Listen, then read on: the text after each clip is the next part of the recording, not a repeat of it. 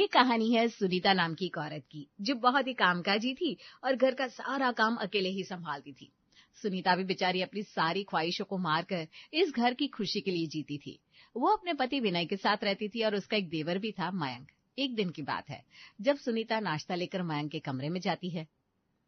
देवर जी, ये लीजिए आपकी मनपसंद कद्दू की सब्जी और पूरियां, और साथ में गर्मा गर्म चाय।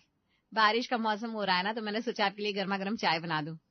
वाह भाभी, आपके तो क्या ही कहना है। आप तो बिना कुछ कहे मन की बात जान जाती है। मुझे वाकई में बहुत दिनों से कद्दू की सब्जी और पूरी खाने का मन कर रहा था। अरे देवर जी, मैं आपकी भाभी हूँ। आपको मैं तब से जानती हूँ जब आप सिर्फ 13 साल के थे। अब तो आप 23 के हो गए हो, लेकिन मेरे लिए तो आज भी आप वही छोटे मयंक हो। सही कहा भाभी जी, वो तो है। अरे वाह भाई, देवर भाभी में क्या गपशप चल रही है। सुनीता देखती है उसका पति इतनी तेज बारिश में भीग कर आया है और उसे जुकाम भी हो गया है। हे भगवान, आपको इतनी तेज बारिश में आने की क्या जरूरत थी? कहीं पेड़ के नीचे रुक जाते ना। नहीं सुनीता, कल बॉस ने मुझे जल्दी ऑफिस बुलाया है, तो मुझे आज ही कुछ काम निपटा कर जल्दी सोना पड़ेगा, वरना सुबह समय से नहीं पहुंच पाऊंगा। तुम्हें तो पता ही, नौकरी कितनी मुश्किल से मिली है, और अगर ये भी चली गई तो घर चलाना मुश्किल हो जाएगा। अरे अरे रुक जाइए, इतना परेशान मत होइए, सब ठीक हो जाएगा।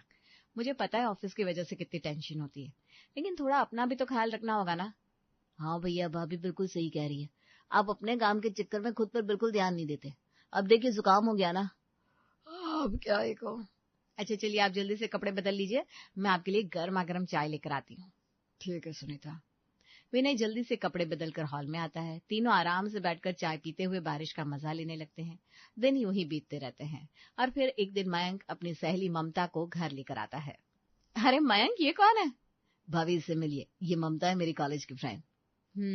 कॉलेज की फ्रेंड है, जिसे तुम पसंद करते हो ना? अब नहीं भाभी, बस मेरी फ्रेंड है। आप ज्यादा नाटक मत करो आप देवर जी, मुझे सब पता है, आप इस लड़की को बहुत पसंद करते हो। अरे आपके हाव भाव से सब समझ में आ गया है मुझे। भाभी, मैं अगले महीने ही आपको ये बात बताने वाला था, लेकिन आपको पहले ही पता चल गया। देवर जी, मैंने आपसे कितनी बार कहा है, आप हमें कुछ बताओ या ना बताओ, हमें तो सब पहले ही पता चल जाता है। हाँ भाभी, ये तो है, आपसे कुछ नहीं छिप सकता। दोनों देवर भाभी कोने में खड़े होकर बातें कर रहे थे। वहीं दूसरी ओर ममता ये सब देखकर गुस्सा हो रही थी। इन दोनों में क्या खुसर पुसर चल रही है?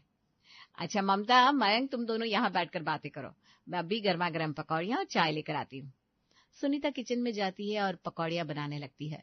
उधर ममता मयंक से नाराज होकर कहती है, अरे क्या हुआ ममता, तुम गुस्से में लग रही हो? तुम दोनों कोने में खड़े होकर क्या बातें कर रहे थे? अरे वो हम बस तुम्हारे बारे में बात कर रहे थे। भाभी को पता चल गया है कि मैं तुमसे प्यार करता हूँ। अब पता नहीं कैसे। माफ करना मयंक, तुम्हारी भाभी शायद तुम्हारी जासूसी करती है, तभी तो उन्हें सब पहले से पता होता है। अरे नहीं ममता, ऐसी कोई बात नहीं है। अरे तुम नहीं समझोगे औरतों की चालाकी को। तुम्हारी भाभी बाहर से भोली दिखती है, लेकिन अंदर से बहुत चालू है। ममता, मूड ऑफ मत करो यार, तुम भाभी से मिलने आई हो, थोड़ा मुस्कुराओ भी। लो तुम्हारी भाभी आ गई पानी लेकर। थोड़ी देर बाद सुनीता नाश्ता लेकर आती है। सब मिलकर नाश्ता करते हैं। करीब 7 महीने बीत जाते हैं। मयंक को एक अच्छी कंपनी में जॉब मिल जाती है और वो ममता से शादी भी कर लेता है। उनकी शादी के करीब 21 दिन बाद, भाभी, ओ भाभी। हाँ बोलिए देवरानी जी, क्या हुआ? भाभी, अभी हम सुपरमार्केट से महंगा सर्फ लेकर आए थे, और अब देख रहे हैं कि आधा पैकेट तो खत्म ही हो गया। अभी तो आधा महीना भी नहीं हुआ, और आप पूरा सर्फ यूं ही खत्म करिए। अब जब मेरे पति घर का सारा खर्चा उठा रहे हैं, तो इसका मतलब ये तो नहीं कि सामान बेमतलब उड़ा दिया जाए। लेकिन ममता, सर्फ का एक पैकेट तो मैं भी 7 दिन पहले लेकर आई थी। ओह हाँ, वो तो मैं भूल गई, लेकिन वो तो आपने ही खत्म कर दिया ना। आप क्या सोचती है मुझे कुछ पता नहीं चलेगा? मुझे सब पता है। वो क्या है ना ममता, घर में कपड़े ज्यादा हो जाते हैं, इसलिए थोड़ा ज्यादा लग जाता है। अरे भाभी, क्या कह रही हैं आप? मेरी माँ तो एक मुट्ठी सर्फ में ढेरों कपड़े धो देती हैं। इस तरह ममता सुनीता को ताने देती रहती है, हर बात पर सुनीता को सुनाती रहती और सुधरती नहीं। इससे सुनीता बहुत परेशान हो जाती है, और फिर एक दिन हद हो जाती है जब मयंक खुद सुनीता के पास आता है। देवर जी क्या हुआ, रात के 10 बज गए, खाना खा लिया आपने? चलिए जल्दी से खाना खा लीजिए, सुना है देर रात में खाना नहीं खाना चाहिए। भाभी, अब ना अपना नाटक बंद कीजिए। देवर जी, ये क्या बोल रहे हैं आप? मयंक, ये कोई तरीका है अपनी भाभी से बात करने का? अरे तो क्या करूं, भाभी ने जो किया है वो बिल्कुल ठीक नहीं किया। देवर जी, आखिर मैंने ऐसा क्या कर दिया कि आप इतना गुस्सा हो रहे हैं? अब पड़ोस की कमला चाची के साथ मेरी पत्नी की बुराई कर रही थी, क्या ये बात सच है? ओह अच्छा, आप समझी। ये बात आपको देवरानी जी ने बताई ना? अरे भाभी, इससे फर्क नहीं पड़ता मुझे ये बात किसने बताई। आप बस ये बताइए, आप कमला चाची से क्या बात कर रही थी? मयंक, मैं कमला चाची से बात कर रही थी, लेकिन मैंने उनसे ममता की कोई बुराई नहीं की, बल्कि उल्टा वही ममता के बारे में पता नहीं क्या क्या बोले जा रही थी। तो मैं उन्हें समझा रही थी कि उन्हें दूसरों के बारे में ऐसा नहीं बोलना चाहिए, और दूसरों के घर में क्या चल रहा है उसमें उन्हें दखल नहीं देना चाहिए। मयंक, तुम्हारी भाभी ना बहुत बड़ी नाटकबाज है, हर वक्त नौटंकी करती रहती है। तुम दोनों अपनी बकवास बंद करो, लगता है तमीज बेच कर खा गया। जब सुनीता कह रही है उसे कोई बुराई नहीं की, तो तुम बार बार क्यों कह रही हो? तो आप अपनी पत्नी को समझाइए ना, पड़ोसियों के घर जाकर मेरी और मेरी पति की चुगली ना करे। और ये तो जानबूझकर बाहर निकलती है ताकि पड़ोसी इन्हें देखे और इन्हें मेरी बुराई सुनने का मौका मिले। इन्हें तो बड़ा मजा आता होगा सबको बताने में कि मैं कोई काम नहीं करती। अरे हाँ, मुझे याद आया, रितु ने बताया था, नीलिमा काकी कह रही थी मैं घर का कोई काम नहीं करती, सारा काम सिर्फ सुनीता भाभी करती है। अब तुम्हें बताओ मयंक, क्या मैंने कल किचन की सफाई नहीं की थी? हाँ, कल रविवार था, मैं घर पर ही था, तुम्हें किचन की सफाई करते देखा था। लेकिन ममता, तुम चिंता मत करो, लोग चाहे तुम्हारे बारे में कुछ भी कहे, मैं तुम्हारे बारे में कभी गलत सोच नहीं सकता। और रही बात भाभी की, तो उन्हें हमारी बुराई करने दो, क्या फर्क पड़ता है? अरे कुछ दिन में हमारा प्रमोशन हो जाएगा, तब हम दोनों यहाँ से चले जाएंगे। वैसे भी ये घर किराए का ही तो है। मुझे यकीन नहीं होता, छोटा अपनी पत्नी के लिए हम लोगों के खिलाफ हो जाएगा, वो भी इतनी छोटी सी बात पर। देवर जी, इतनी छोटी बात पर घर छोड़कर जाने की बात तो मत कीजिए, मैं आपके हाथ जोड़ती हूँ, ऐसा सोचिए भी मत। क्यों ना कहे, आप दोनों की हरकतें ही ऐसी हैं। इतना कहकर मयंक और ममता अपने कमरे में चले जाते हैं और दरवाजा बंद कर लेते हैं, ताकि सुनीता और विनय उनके कमरे में ना आ सके और ना ही उनसे कोई बात कर सके। सुनीता, जिस बात का डर था वही हुआ। यही सेम कहानी मेरे एक दोस्त के घर में भी चल रही है। उसकी पत्नी की भी उसकी देवरानी से बिल्कुल नहीं बनती, वहां भी रोज झगड़ा होता है। मैंने सोचा था हमारे घर में ऐसा नहीं होगा, लेकिन अब यहाँ भी वही सब शुरू हो गया है। मेरी जॉब चली गई है, और फिर भी मेरे छोटे भाई को कोई परवाह नहीं कि हम दोनों कैसे रहेंगे, कहाँ रहेंगे। वास्तव में इस बात की परवाह किए बिना ही मयंक अपनी पत्नी को लेकर किसी और घर में रहने लगता है और अपने भैया भाभी को बिना आर्थिक मदद के अकेला छोड़ देता है। उन्हीं भैया भाभी को जिन्होंने उसे बड़ा किया और काबिल बनाया, लेकिन फिर मालिक जग्गू सिंह को उन पर दया आती है और वो उन्हें कुछ पैसे उधार देता है, जिससे वे कद्दू की सब्जी और पूरी का ठेला लगाने का काम शुरू कर पाते हैं। महादेव की कृपा से तुम लोगों का ठेला लग गया है, अब आराम से कद्दू की सब्जी और पूड़ी बेचना शुरू करो। दुकान का पहला दिन है, बहुत बहुत बधाई हो। जग्गू भैया, आपका बहुत बहुत शुक्रिया। अपनों ने तो हमारा साथ नहीं दिया, लेकिन आप पराये होकर भी हमें कितना बड़ा सहारा दे रहे हो। सच में भैया, जितना भी शुक्रिया करे कम है। अरे रहने दो, बार बार शुक्रिया बोलकर मुझे शर्मिंदा मत करो। अब तुम दोनों काम शुरू करो, वो देखो ग्राहक आ रहे हैं। नई दुकान देखकर कई ग्राहक ठेले के पास आते हैं। खुशबू बहुत लाजवाब होती है, इसलिए सब खींचे चले आते हैं और दोनों पति पत्नी बड़े प्यार से सबको कद्दू की सब्जी और पूरी परोसने लगते हैं। ये लीजिए भैया, 2 प्लेट कद्दू की सब्जी और 5 पूरियां। धन्यवाद। विनय जी, भगवान की कृपा से हमारा पहला दिन तो बहुत अच्छा जा रहा है। प्रार्थना करती हूँ हमारा व्यापार यूं ही चलता रहे। हाँ सुनीता, मैं भी यही दुआ कर रहा हूँ। हमारे ग्राहक हंसते हुए जा रहे, इससे ज्यादा खुशी और क्या हो सकती है। लगता है सबको हमारी कद्दू की सब्जी और पूरी बहुत पसंद आ रही है। वास्तव में सुनीता और उसके पति की कद्दू पूड़ी की सब्जी ग्राहकों को बहुत ज्यादा पसंद आ रही थी। आज के दिन इन दोनों की खूब अच्छी कमाई हो रही थी। अगले दिन भी ये लोग इसी जगह पर अपने कद्दू की सब्जी और पूरी का ठेला लगाते हैं और इस दिन भी इनकी बढ़िया कमाई हो जाती है। हालांकि कुछ दिनों के बीच में कमाई उतनी अच्छी नहीं हो पाती, लेकिन फिर बाद में इन दोनों की कमाई दोबारा से चालू हो जाती है। विनय जी, उस दिन तो मैं सच में डर गई थी। मैंने सोच लिया था शायद अब ये ठेला नहीं चलेगा और हमें कद्दू सब्जी पूरी का अपना ठेला बंद करना पड़ जाएगा। लेकिन अच्छा हुआ कि सब कुछ समय रहते ठीक हो गया और ग्राहक भी लौट आए। अब देखिए ना, कुछ ही दिनों में तो हमें अपने मकान मालिक जग्गू जी का पैसा भी देना है। बेचारे पूरे पैसे तो नहीं मांगेंगे, लेकिन कुछ न कुछ तो देना ही चाहिए। ऐसा अच्छा नहीं लगता ना बिना दिए। हाँ सुनीता, तुम बिल्कुल सही कह रही हो। वही तो है जो हर वक्त हमारी मदद करते हैं। ऐसे में हम भी उनके साथ थोड़ा तो इंसाफ करें। अब जब हमारे पास पैसे आने लगे हैं, तो क्यों ना उनका कुछ पैसा उन्हें लौटा दे और साथ में थोड़ा ब्याज भी देते। हाँ जी, आप सही कह रहे हैं। अच्छा चलिए, वो देखिए ग्राहक आ रहे हैं। पहले उन्हें कद्दू की सब्जी पूरी दे देते हैं, फिर बात करते हैं। हाँ सुनीता, ठीक है, पहले ग्राहक को पूरी सब्जी दे दें। इसके बाद ये दोनों रोज इसी तरह मेहनत से काम करते हैं, अपने मकान मालिक का सारा उधार धीरे धीरे चुका देते हैं और साथ ही थोड़े पैसे जमा करने भी लगते हैं। इस तरह समय के साथ उनके पास एक अच्छा खासा पैसे इकट्ठा हो जाता है और फिर एक दिन सुनीता अपने पति विनय से कहती है, देखिए पैसे तो अच्छे जमा हो गए, अब क्यों ना कोई जमीन ले ले, वरना पैसे तो हाथ के मैल होते हैं, आज है कल नहीं। हाँ सुनीता, बिल्कुल सही कहा। फिर क्या, दोनों अपनी जमा पूंजी से एक जमीन खरीद लेते हैं। अब दोनों के पास अपनी जमीन भी हो जाती है। सुनीता, भगवान की कृपा से आज हमारे पास अपनी जमीन है। मुझे तो अब भी यकीन नहीं हो रहा कि हम इतना आगे बढ़ गए हैं। विनय जी चिंता मत कीजिए, अभी तो हमें इससे भी और आगे बढ़ना है। हाँ बिल्कुल।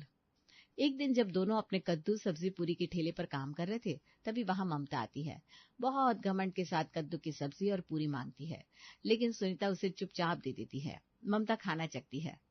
ओहो, इस कद्दू की सब्जी में तो कितना ज्यादा नमक है, और पूरी इसमें इतना तेल है कि इससे तो मेरा 5 दिन का खाना बन जाए। क्या बात है भाभी भैया, ऐसा कौन सा जादू कर दिया आपने जो लोग आपकी पूड़ियां ऐसी वाली खाए जा रहे? मुझे तो बिल्कुल अच्छी नहीं लगी, पता नहीं लोग कैसे खा लेते हैं।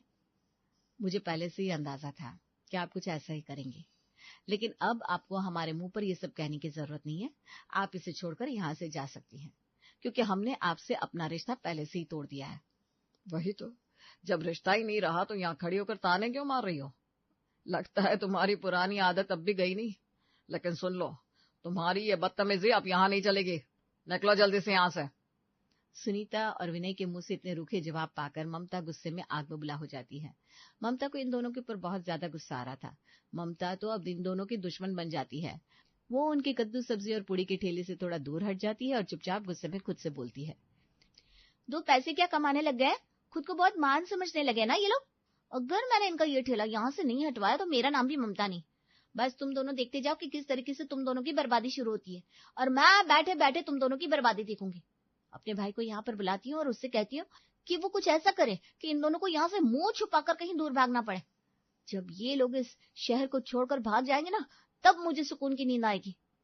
ममता गुस्से में इन दोनों को आंख दिखाकर वहां से चली जाती है। वहीं दूसरी ओर सुनीता और विनय को तो कोई फर्क ही नहीं पड़ता। इधर ममता घर पहुंचती है और मयंक को पूरी बात बताती है। मयंक भी अपने भैया भाभी पर बहुत गुस्सा आता है। थोड़ी देर बाद रात होती है और दोनों खाना खाकर सो जाते हैं। जब सुबह ममता की आंख खुलती है तो वो फोन चेक करती है। उसे एक वीडियो मिलता है जिसमें वो सुनीता के ठेले को हटवाने की धमकी देती दिखती है। वो वीडियो वायरल हो चुका था। दरअसल एक फूड ब्लॉगर वहीं खड़ी होकर सुनीता और विनय के कद्दू की सब्जी पूरी के ठेले का वीडियो बना रही थी और उसी दौरान उसने ममता की बातचीत भी रिकॉर्ड कर ली। अरे मयंक, ये देखो, ये क्या हो गया तुम्हारे भैया भाभी की वजह से। मेरी तो पूरी इंटरनेट पर थू थू हो रही है। मैं तो कहीं मुंह दिखाने लायक नहीं रही। अरे कुछ तो बोलो। अरे ममता जरा रुको तो, पहले वीडियो तो देखने दो। अरे हाँ, इसमें तो तुम ही हो, लेकिन तुम्हें ये सब बोलने की क्या जरूरत थी? चुपचाप घर आ जाती। एक तो मैं इधर टेंशन में हूँ, ऊपर से हर जगह मेरी बदनामी हो गई है। अरे आप भी मुझे सुना रहे हो? मैं अपने आप से बोल रही थी वो सब। तो फिर तुम्हारी गलती है, और वहां खड़े होकर बड़बड़ाने की क्या जरूरत थी? वो इसलिए क्योंकि मैंने तुम्हें बताया था, तुम्हारे भैया और भाभी अपने कद्दू की सब्जी पूरी ठेले से बहुत इतरा रहे थे, दोनों हवा में उड़ रहे थे, तो मैंने बस जरा सी सब्जी और पूरी मांग ली तो दोनों भड़क गए। अरे वो लोग है ही ऐसे, लेकिन तुम्हें पता होना चाहिए था कि आजकल लोग कहीं भी वीडियो बना लेते हैं। सही कह रहे हो, गलती मेरी है, मुझे वहां खड़े होकर नहीं बोलना चाहिए था। अब बताओ हम करे तो क्या करे। इस तरह मयंक और ममता दोनों बहुत परेशान हो जाते हैं। उधर सुनीता और विनय को चैन मिलता है कि फूड ब्लॉगर की वजह से ममता के मन की बात सबके सामने आ गई। अब ये और सतर्क हो जाते हैं। और फिर एक दिन फूड ब्लॉगर सुनीता और विजय के ठेले पर आई थी। तब लीजिए अर्चना जी, और पूरियां लीजिए। आपने तो अभी तक सिर्फ 3 पूरियां ही खाई है और आप खुद को फूड ब्लॉगर कहती हैं। माफ करना। अरे दीदी, मैं तो बस शौक में फूड ब्लॉगर बन गई हूँ। असल में ज्यादा खाना खा नहीं पाती। मेरे वीडियोस में तो ज्यादातर खाना बनाती हुई ही दिखाया जाता है। अच्छा, फिर भी लीजिए ना, थोड़ा तो खाइए। हाँ भाई खाइए, वैसे भी आपकी वजह से हम एक बड़ी मुसीबत से बच गए, वरना पता नहीं ममता क्या कर देती हमारे साथ। आप चिंता मत कीजिए, अब तो ममता बहन की इतनी बदनामी हो चुकी है कि वो आपकी ठेले के आसपास भी नहीं भटकेगी। बात तो आप बिल्कुल सही कह रही हैं। कोई भी समझदार इंसान इतना कुछ होने के बाद वापस नहीं आएगा। सही कह रही है अर्चना जी। अब उन लोगों की बातें छोड़िए और ये लीजिए थोड़ी और कद्दू की सब्जी और पूरी।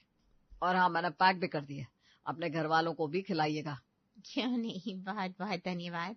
आप दोनों वाकई में बहुत अच्छे हैं। सही बात है, देख लो आजकल अपनों से ज्यादा पराये काम आते हैं। अब इसमें किया जा सकता है। इसके बाद फूड ब्लॉगर द्वारा बनाए गए वीडियो की वजह से सुनीता और विनय का कद्दू सब्जी का पूरी वाला ठेला और भी फेमस हो जाता है। वे जल्दी ही अमीर हो जाते हैं और एक नया रेस्टोरेंट खोलने की भी योजना बनाने लगते हैं। उधर ममता और मयंक शहर छोड़कर दूसरे शहर चले जाते हैं। तभी सुनीता अपनी देवरानी को फोन करती है। देवरानी जी, आपने तो हमें बर्बाद करने की ठान ली थी ना, और हमें इस शहर से भगाने के सपने भी देख रही थी। लेकिन देखिए, हम तो बर्बाद नहीं हुए, उल्टा आप दोनों को ये शहर छोड़ना पड़ा। बस मैं और कुछ नहीं बोलूंगी, क्योंकि मैं आपकी तरफ बिल्कुल भी नहीं हूं। रखती हूँ फोन। भगवान आपका भला करे। इस बार ममता का मुंह चुप था, क्योंकि उसे पता था कि आखिर में जीत तो सुनीता और उसके पति की हुई, जिसे उन्होंने कभी अपना नहीं समझा पर हमेशा परेशान किया। यहाँ तक कि उन्हें उस वक्त छोड़ दिया जब उन्हें इन दोनों की बहुत ज्यादा जरूरत थी। और आज देखो किस्मत क्या खेल खेल गई। इसीलिए कहते हैं दोस्तों, कभी भी किसी के साथ बुरा व्यवहार नहीं करना चाहिए और ना ही किसी को कम आंकना चाहिए, क्योंकि क्या पता कब किसकी किस्मत पलट जाए। क्यों, सही कहा ना दोस्तों।